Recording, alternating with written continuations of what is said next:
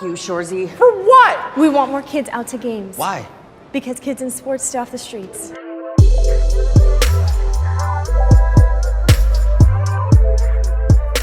I really like just how actors are very different than the characters they play too, and how they step into these roles. Kind of actually what you were talking about, like the chakras. Yes. How you study chakras, and okay, you have to talk about that because that fits in with me. Yes. Speak. Tell me what you told me. Yeah. Part of my prep is entering character through chakra energy and finding out like which chakras are balanced for them, explosive, implosive, which ones they lead from, and it just really tells me a lot about where my energy comes from when I'm stepping into the character. Yeah, like I remember you told me that like a queen would be heart chakra, like heart open, and then you said like a child would be crown chakra from like imagination. So for you then, for Miguan, what do you think her chakra is? That's a big question. But it is.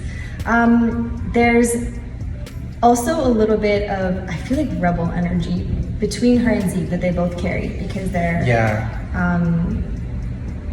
just what they represent with the group and with as the two kind of like tomboys more so in the show than the rest of the girls, the female cast that we see, which we love and we want lingerie just like them.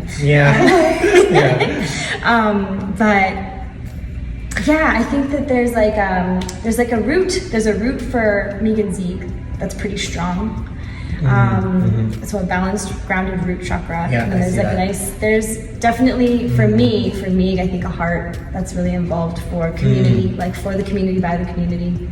And also like just looking out for them, the boys, trying to keep them in line, but also take care of them. Yeah.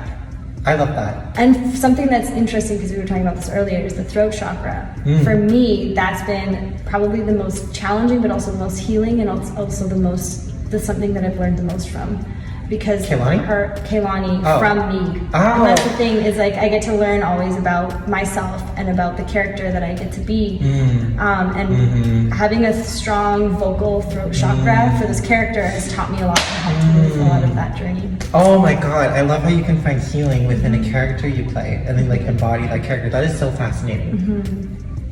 Oh, I could like read an essay on that, or like a book. That is so interesting. Yeah. One thing I like too, just came into my head, it's how progressive the show is, but also not. I don't want to say not. I completely agree. There's like the masculine men, and then the feminine women, which is like normal. They're not normal, but like unprogressive, like the women in lingerie and men playing hockey. Like it's so like stereotypical is the word. Yes. But within it, I see a lot of progression with like representation with indigenous people and like LGBTQ people. There's something very, I like it. It's like infiltrating. Definitely.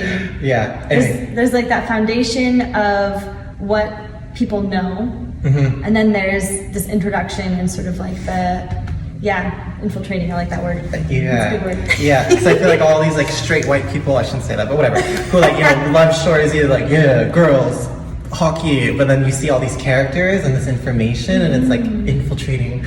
And it's just like this window and this invitation. I like that word too, invitation to like for us to be inclusive of all of that in the day-to-day and in these spaces that have been so stereotypical or maybe just structured a certain way for so long. Fabulous. What a smart gal. This is so cute. Bonnie, what's your zodiac sign? Leo sun. Do you feel like a Leo?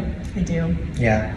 I feel like you have that, like I said, that regalness about a Leo. Leos are very regal and like warm-hearted. My sister's a Leo. It's actually my favorite sign.